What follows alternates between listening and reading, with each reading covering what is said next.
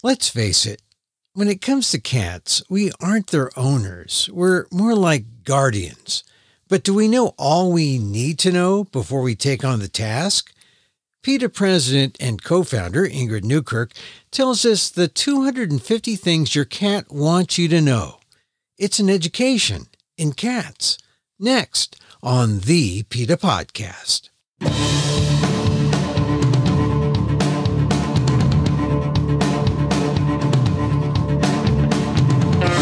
Welcome to the PETA Podcast. I'm Emil Guillermo, your host for this inside look at animal rights. Brought to you by PETA, the largest animal rights organization in the world. On today's show, PETA President Ingrid Newkirk has another book out. This one's about cats, titled 250 Vital Things Your Cat Wants You to Know, the Cat Guardian's Bible. It's out right now, and if you have a cat or are thinking about getting one, this is the pre-owner's manual. Here's my conversation with PETA President Ingrid Newkirk on the PETA Podcast. So let me ask you about this, this cat thing. I think everything we need to know is in the title, the Cat Guardian's Bible. We're cat guardians, right? Is that the realization that we are, in fact, just guardians? We are, because I think ownership is a word that doesn't really apply when it comes to cats. I mean, it's a word you can use to describe your relationship with a pair of sneakers, but not with a cat. Yeah, I mean, they're special. I mean, everyone notices that cats are different. They're different from other, and I know we've gone through they're not pets, they're companions, right? The companion animals. But cats are different from dogs, and we're not the boss of them, really, are we? We are not the boss of them. That is quite correct. They're far more reliable, they're better behaved, they're more attentive, and I think they're much more cleaner than most human beings. And I think the condition of our houses probably scandalizes them. Yeah, and you use a word that kind of got me in some of the materials to publicize the book, the idea of we are being supervised by the cats. It's true. I mean, they're very, very attentive, and they watch you like a hawk. I probably can't use hawk and cat together, but they watch you carefully to make sure what you're doing. Like dogs, they have to, because you do control their lives, whether they come or go and what condition they're in and how amused they are. But yes, they've got their eye on you because you are the controller of the can opener and things like that.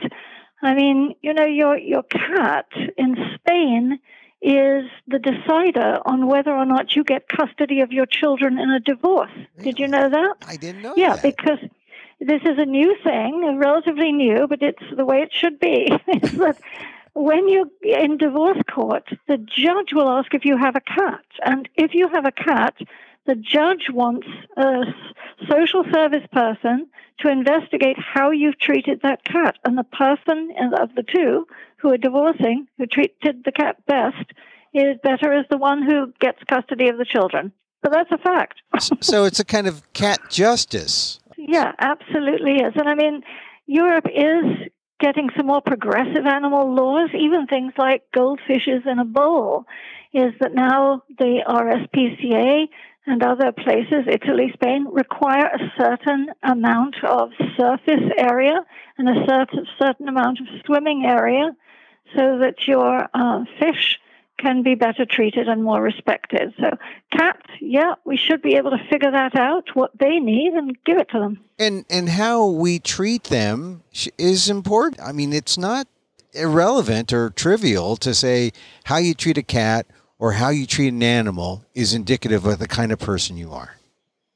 Yes, I think Mark Twain said something to that effect, and others have too. I mean, it's as you treat your child or you treat any other living being, especially if you have control over them. And historically, we haven't done so brilliantly with how we've kept cats. We've done all sorts of awful things to them. And today, I mean, cats are often kept as rat catchers still, which means they're chucked out into the barn and they're supposed to earn their living by catching rodents, which isn't very nice for the rodents. There are other ways to control them if you don't want them there. But they also pass on diseases to the cats. So cats get all sorts of things like leptospirosis and fleas and tapeworms and all sorts of things from catching rats and mice. So one of the things we don't do is keep them indoors where they're safe, and we should do that. Yeah, and these are all things that, when the cats get something, they pass it on to humans? They certainly can. I mean, toxoplasmosis is a case in point, and we're seeing more and more cases of toxoplasmosis in these poor cats who live outdoors. I mean, I think this whole thing of feral cats, because they're not truly feral, a lot of shelters are chucking them out and just saying, good luck, here's a packed lunch, get on with it. And they have to exist. In summer, they have to go through heat looking for water. In winter, everything ices up, they can't get it. But they kill in order to survive. They get toxoplasmosis, which is passed on in their fecal matter. And so, I mean, if you let your cat out and bring your cat back in, they can pass on toxoplasmosis in the litter box. Another reason to keep it impeccably clean. And you can get it.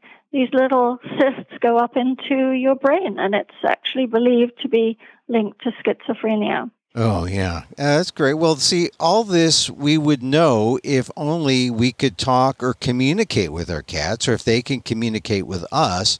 Hence, the importance of 250 vital things your cat wants you to know, the Cat Guardian's Bible, which is your new book, which is, I guess there was a pressing need for all these things that people are just kind of ignorant about. Oh, there is, Emil, because, even the best of us, I mean, I look back at things I've done and really can't undo them, do regret them. I used to let my cats out. I thought it was cruel not to.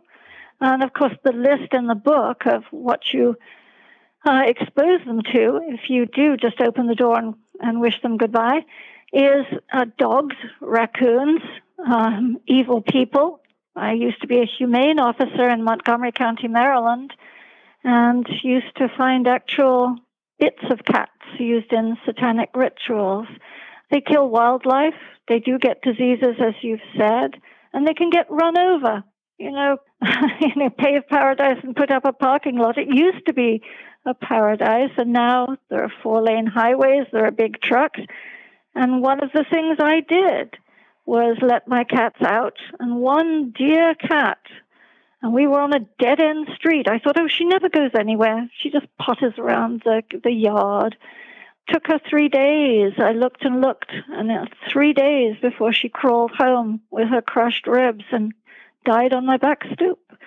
So never again, but that's not the way to learn. And so I'm hoping the book will help people not make the same mistakes I did and be able to safeguard their cats and love them and respect them and look after them and make them really, really happy. Okay, we're going to get into some of those vital things that your cats want you to know, but was there one thing in particular that made you say, because you've written a number of books in the past, and there are so many other issues around, animal rights that you are concerned about, but is there something that struck you as, this is going to be the subject of my next book? Is there something that happened to you? Well, there are many things that I shouldn't have done that I did, that I don't want other people to run afoul of. But really, the impetus was from the cats in the PETA Norfolk headquarters office. We know that even though they have the entire run of the 4th floor, they can go in and out. We have little holes in every wall, including in the restrooms, so there's no privacy for anyone, that they still have a limited life. And so we're always trying to do things for them. If I go outside, which I do, they don't, I collect feathers that I find dropped on the ground, and we now have, everybody started to do it, a giant box of feathers from all sorts of birds from all over the world. And the cats roll in this box, they inhale the feathers, and they have a wonderful time. We look for toys all the time. We make sure we play with them every evening. We have things constructed by the windows so they have a room with a view and an outside view, and they can catch the sun at certain times of the day. But still, I know their lives are limited. As much as we love them and care for them and try to cater to them, it's not enough. And I thought, I need to collect all the things we do and all the things we definitely don't want to do, shouldn't do, and stick them in a book so it's easy reading, including things like watch what houseplants you have. You know, you don't want to make a mistake there and bring in a plant or get a gift of a plant that ends up hurting your cat. Okay, so watch for your plants and also make sure your cat is exposed to all the feather fetishes it desires. So, yes. So, all right, so let's go down some of the, in the time that we have, let's go down some of the items in 250 Vital Things Your Cat Wants You to Know, the Cat Guardian's Bible. First of all, I guess we really should know how long their life expectancy is, how long they can live, right? Well, cats can reach voting age if you look after them properly, and they might do better than we do at the polls. But yes, it depends, you know, on their genetic makeup, their background, what they've been through as kids, and so on. But the big thing is, if you are sure to look after them, and I would suggest when you feed them, don't feed them the same old muck, even if it's expensive muck that comes from the slaughterhouse. I would cook for my cat, and people may go, I'm not cooking for my cat. Well, you can, and I've got recipes, but you can buy wonderful, healthy, organic, truly humane foods, which I list, like V-Cat, Veggie Cat. But whatever you're feeding, put in a little crushed garlic, a little thyme, a little rosemary, a little parsley. Give them something other than those ground-up organ meats. Deflea them regularly and properly. Don't let them be scratching about the house. And do their bedding when you do them. And here's a tip, is that most people are really confused by the array of products you can buy to deflea your cat, when actually regular soapy water does the trick just as well as anything else. You just have to be sure. Don't get it in their eyes and don't get it down their ears. Yeah. And it's best to wrap them up in something that's porous, like a see-through grocery sack, a cotton grocery sack or something, so that and give them something to stand on that they can grab onto in the tub. And so I have lots of hints about that. So just keep them clean, and soapy water is enough to deflea. And it is, and you must do their bedding. And of course, if you've got fleas that have made your house their home too, then you'll need to deflea that. And I've got some tips about what to do. You can't have the cats indoors when you're defleeing, but there are very humane and organic and healthy ways to deflea, like using diatomaceous earth, for example, on the carpet. Remove the cats and then leave it overnight, go and vacuum it up in the morning. But there are things to look out for. You do have to know a cat is not the easy keeper he or she may appear. Lots can be going on inside a cat, and you have to be attentive to that, as well as always play with them. They can't just see you as a blur who comes in and out of the house, you know? Yeah, and I gather from what you were saying a minute ago, don't just feed them the regular muck. Slip in some garlic and some thyme. Take up your avocation as a cat chef. They want variety. Is that what you're saying? They love, don't we all? And I know some people whose cats love pizza. They love almond milk or almond ice cream, soy ice cream. They love to have fresh grasses, of course. And again, you do have to be a little careful. There are some grasses, like oat grass, you should probably not give them, although oat grass will probably make them chuck up a hairball, and that's probably okay too. And you shouldn't leave dry food out overnight. You should look at it carefully, seal the top of it, because it can get a fungus or it can get bacteria, and then it can give them an upset. But melon balls, some of them love steamed broccoli. Marshall, who lived in our office for years, adored steamed broccoli. He would run a mile if he could smell someone had steamed broccoli. Steamed broccoli. Boy, that's a picky cat eater. See, only the steamed broccoli, not the raw, chewy, crispy broccoli. Only the steamed. And we have another cat, Brandy, bless her heart. She came from the Louisiana oil spill, and she almost had no hair when we got her from just psychological stress. They can get so worked up about things.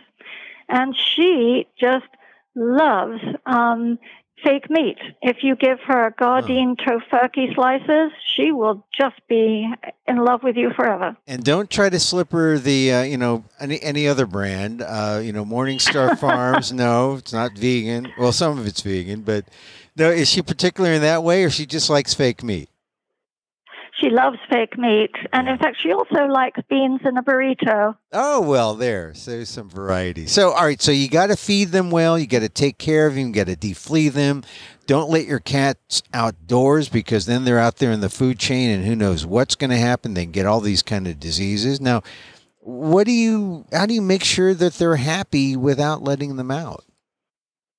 Well, a cat will let you know if they're happy or unhappy, usually.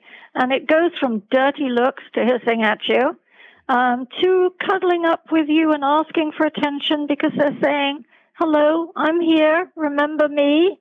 I mean, perhaps you have a partner in the house. You should never let anybody push a cat off the bed or the couch. That's so insulting.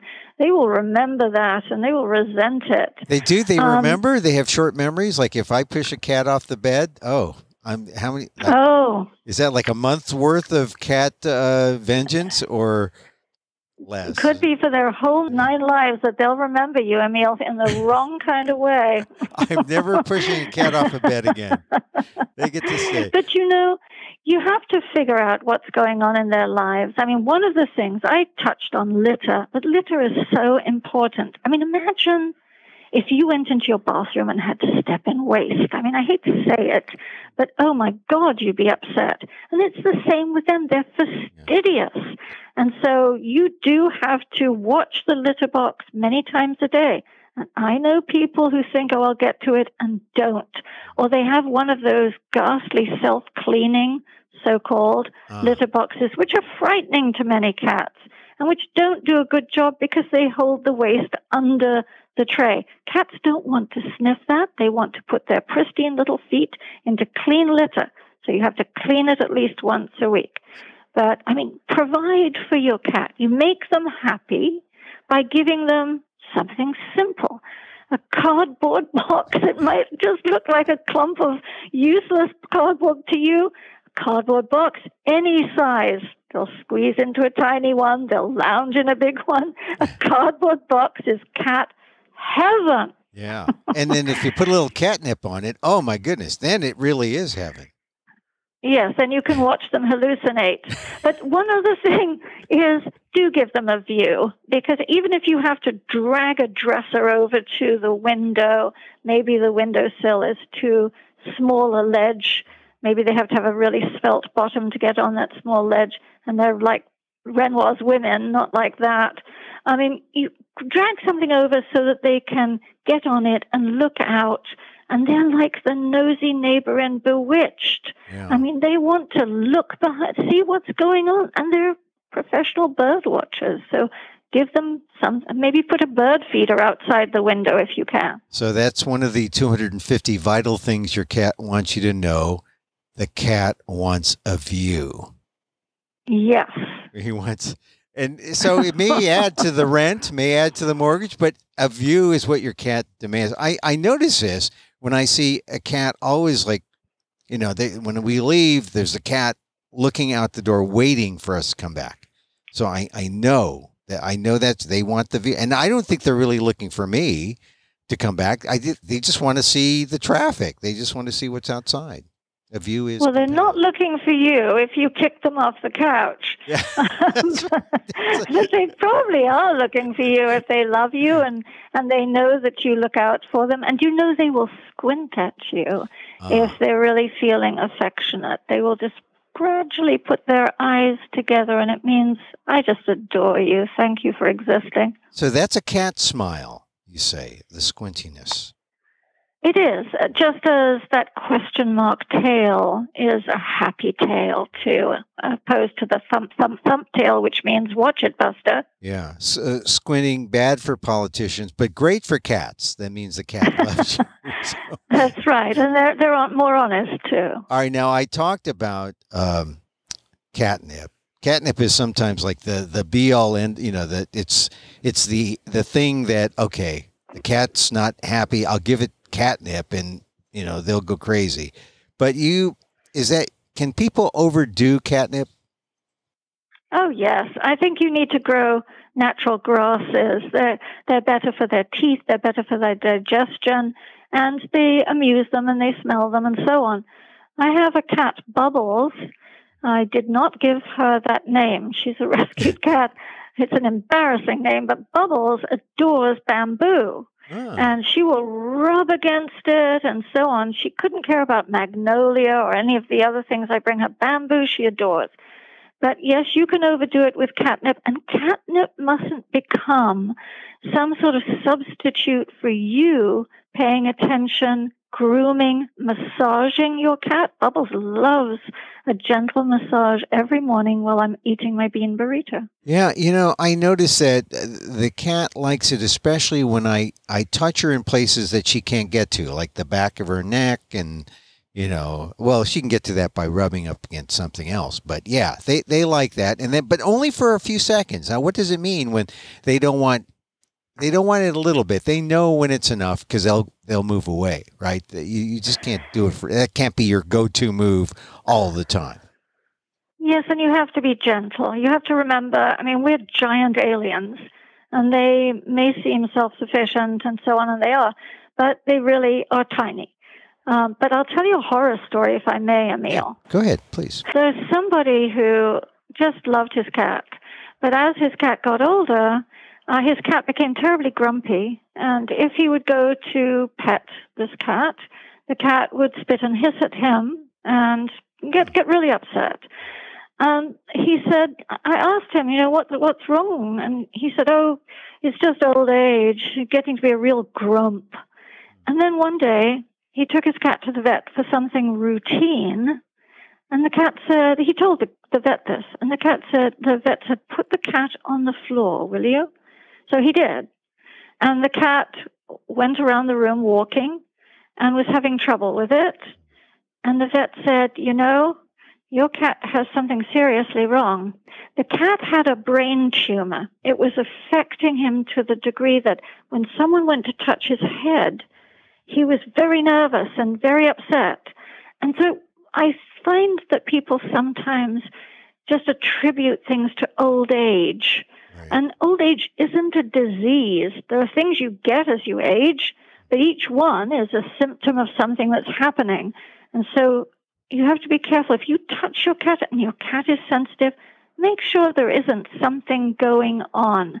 The reason that this man hadn't seen that his cat was having trouble with his vision because of the brain tumor is that the cat knew his way around that house, had been there for years, but put on the floor of the vet's office, he couldn't really manage. And they took an x-ray or whatever they do and found that he had been in pain for quite a long time. So never just brush it off as, oh, he's grumpy or, oh, he doesn't want to play. Maybe, but maybe not. All right. So that's one thing, investigate these things that might be, it might seem odd. You just can't make assumptions. But sometimes when cats do communicate, they do things like they'll scratch furniture or they'll scratch, they'll scratch things that or that they know you'll react to and, you'll respond to them. What do you do about a scratching cat? What are some things that people can do? Well, fish got to swim and cats got to scratch. It's just part of their lives. You cannot punish a cat for scratching. What you can do is try to get a cat not to scratch where you don't want them to do. For example, you don't want your couch to be shredded. So there are things you can do. First, make sure you've got good places for the cat to scratch. Drag in a stump from the woods. I mean, bang it about and leave it outside for a while to get rid of little resident insects. But give them a stump. Give them scratching posts in various places. Give them a sisal-covered cat tree. Most important, make sure you're cutting their nails, that you're trimming their nails, because there's a quick in there. You can easily learn how to not touch the quick, because if you cut the quick, they'll never let you touch them again. But if you're too nervous, get the vet to do it. The more you do it, the more the quick recedes. Never, ever, ever, ever, ever declaw a cat. That is not a simple procedure. I would put vets in jail for doing it if I had my druthers. Right. They know better. For them, it's a money proposition. For the cat, you look at your fingers. You don't just take off the nail. The vet takes off that first phalange, that first segment of the finger. That's so painful. Some of them will never use the litter box again because it's too painful. Some of them will get back problems because they can't walk properly. I mean, where did we get the word catwalk from? That beautiful coming down the catwalk. They can't do that if you've taken the nubs off their digits. And so never do that. You can, if you're still having trouble, spray that edge of the couch or whatever it is with a little bit of peppermint. They don't like peppermint usually, or lime, or just cover it for a while. And when they go there, pick them up gently, put them on what you want them to trim their own nails on, and help them scratch just as they would move their paws in a litter box. See, now, this is no minor point that you're getting into this idea of declawing. Declawing really should be illegal, right? Oh, absolutely. I mean, in certain countries, you can't cut a dog's ears so that it's cosmetically appealing. If you want to hack and mutilate your cat's feet, then is your couch really more important than a cat? Don't have a cat. Get a wind-up toy or something. It's just absolutely unforgivable. Yeah. Now, Ingrid, in the time remaining we have with you, I'm sure that people who are listening who are dog lovers are saying, yeah, see, that's why I'm a dog lover. That's why you don't really get into the debate, cat or dogs, but how do you respond to people who are just adamantly chauvinistic about dogs? In the same way that people are adamantly chauvinistic about cats. I mean, how do you bridge the gap between the two? Oh, it's so funny because, some people say I would never have a cat, or I don't like cats, which is a kind of odd thing to say. It's like saying I don't like people from Lithuania. I don't know. Have you ever met one? I like them.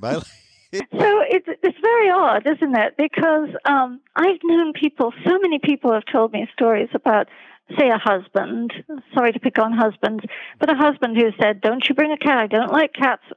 And then, of course, they fall hopelessly in love with the cat who comes in, and the cat becomes their cat, and the cat sleeps on their chest.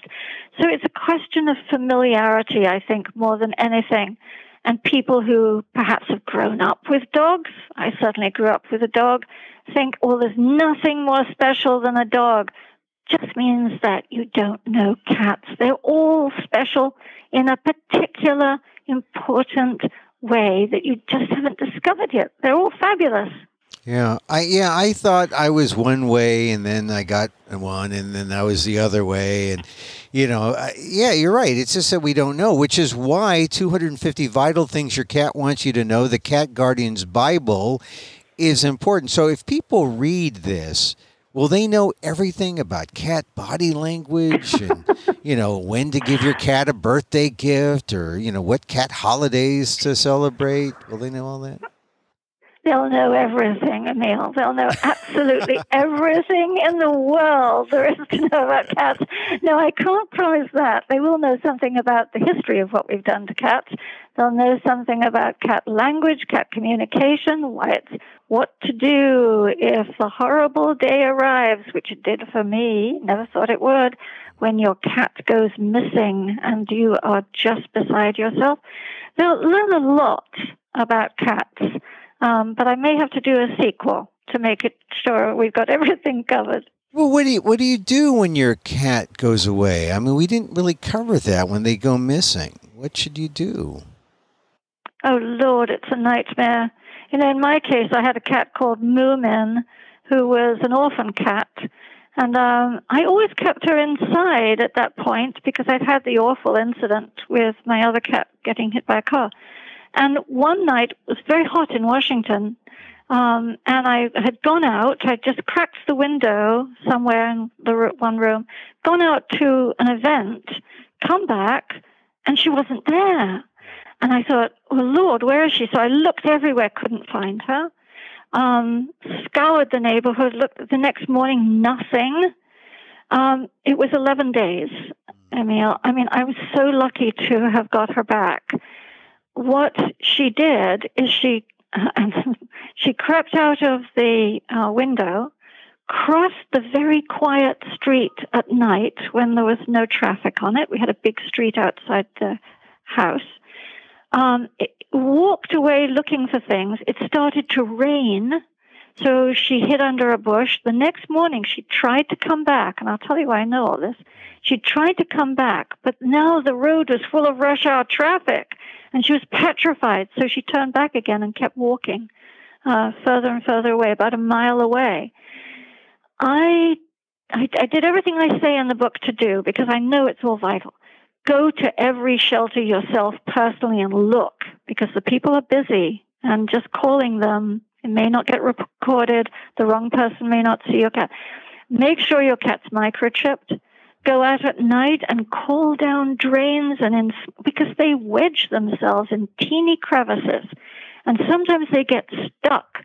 They get stuck inside a wheel well of a car, for example. They get stuck inside a pipe somewhere. So call and listen, talk to every child, every mail carrier. And what I did, which saved the day, is I got big pieces of plywood and I spray painted reward cat, and just the color of the cat, not male or female, because people get that wrong. And they think, oh, well, that's not this one then. And the number. And I made sure I was at that number. That number was answered all the time. And people Someone called me. Yeah. Somebody called me, and she said, I think I've got your cat. She said, I was going to keep her. She's been eating out of my cat's bowl. She's living under the porch, but I think that's her. And I ran. I found her, and she was thin. She was scared. She'd lost weight. In that 11 days, she must have heard every raccoon passing through that yard. And I was so happy. I was just crying, Emil. I brought her home and put her on my bed. But yeah. Yeah, and it's true that they're out there when they're outdoors, and I understand it's getting cold now, and they like to go under cars. They end up like in the motor area at times. They do. Yeah, because the motor, if you turned it off, that motor is still retaining some heat, generating some heat. And if cats are out and it's raining, for example, and they get up under the motor, there have been terrible stories. Even cats going miles and miles inside a car, and then someone hearing the mew and realizing, oh, Lord, there's a kitten or a cat up inside my motor. They get stuck. They can get torn apart by the fan belt. So we always say in winter, knock on the hood of your car before you start it to make sure you're getting a cat out or a raccoon out or a possum out, perhaps, because you never know. But if your cat goes missing, your cat can go a long way by being somewhere under a car or a truck or UPS delivery truck, something. So you never know. You have to really be diligent to get them back. See, Ingrid, this is a lot of information in 250 Vital Things Your Cat Wants You to Know, the Cat Guardian's Bible, your new book. And we have just a few seconds, really, but I want to go into a lightning round because there's some things that we didn't get to. And they're pretty easy, I think. Are 2 cats better than 1? Absolutely, because they can keep themselves company when you're at work or school or at the movies. All right, but 3. There's got to be a limit of 3 cats are not better than 2. Well, 3's okay. And we have 3. You just must be careful not to become a hoarder, because they get respiratory problems if there are too many cats in an enclosed space, and that makes their entire lives miserable. Okay, just a few more lightning round. Can cats walk on a leash like a dog? They can walk on a harness, yes. Best if you teach them when they're kittens, but most can get used to it, and that's nice because you can take them on a chaperoned walk. They can smell the grass and roll in it and so on, and you're right there if a dog comes along or anything else happens. Okay, and why do cats make what you call biscuits on your lap? Oh, when they need that dough on your lap, is they miss their mommy, and they remember that lovely sensation of when they were nursing. So they're just reliving their childhood memories. See, when you say things like that, I mean, when you hear people say, "Oh, well, cats are feral, they're wild, and you know, cats should be community cats," and they notch their ears and they send them out into the streets and they don't really foster them, and they make everyone in the community take care of them. That's such a bad idea after you hear stories about cats wanting to make biscuits on your lap.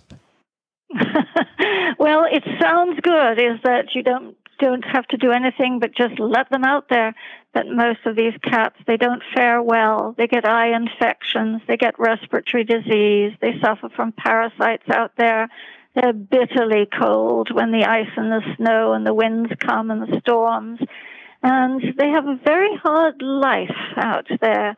So I always think, would you take your dearly loved cat, who's asleep now on this perch behind me in the sun, and just chuck him outside and say, "So long, hope you manage." You know, all our cats at home, they get all sorts of problems. You know, they'll get a kidney problem or a heart problem, or they'll injure themselves, or they need vaccines. They don't get any of that stuff out there. And how do they die out there? They don't die of healthy old age in their sleep. They deteriorate, and they're not in good shape at all by the time they go, or they meet an accident or an evil person or something. See, and we don't need to experience all that stuff when it, you know, as it happens. We can just read your book, 250 Vital Things Your Cat Wants You to Know, the Cat Guardian's Bible. It's kind of a cat education, really. Yes, I hope so. I hope people come away going, "Gosh, I know who to give this book to. That person next door who lets their cat out, or that person whose cat has fleas, or whatever it is." But yes, there are lots of fun things to do, lots of fun ideas in it, and lots of very practical things that make sure your cat loves you, you love your cat, and your cat lives to a fine, old, healthy old age. Well, Ingrid Newkirk, really, thank you for your time, and thank you for the book. Good luck on it. It comes out, the release date is November 6th, but people should pre-order if they get this before the 6th, or they can just go to Amazon and leave a review when they read it. It's 250 Vital Things Your Cat Wants You to Know, the Cat Guardian's Bible. And was this one of the more fun books you've had to put together and write? Oh, yes, absolutely. And my cats looked over my shoulder to make sure I was getting it right. Well, you had an editor and a cat editor, too. So 3 of them. Yeah. Ingrid, thank you very much for being on the PETA Podcast. Oh, thank you, Emil, very much.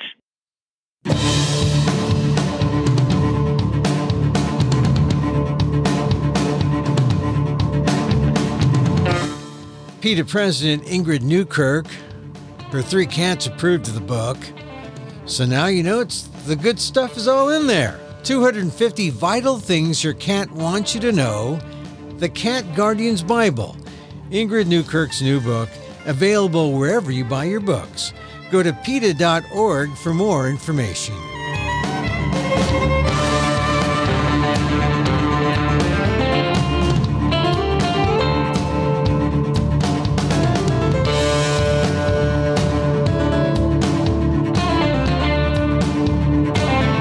that's our show for today. Thank you for listening. Don't forget to send a link of this show to your friends. Tell them you like the PETA Podcast.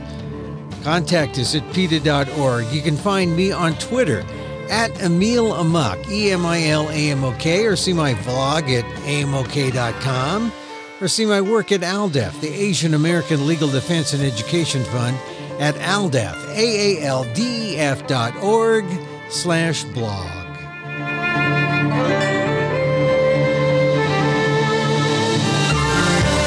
Once again, thank you for listening. Check out all our episodes on your favorite podcast app or on Apple Podcasts, where you can subscribe to as well as rate and review the show.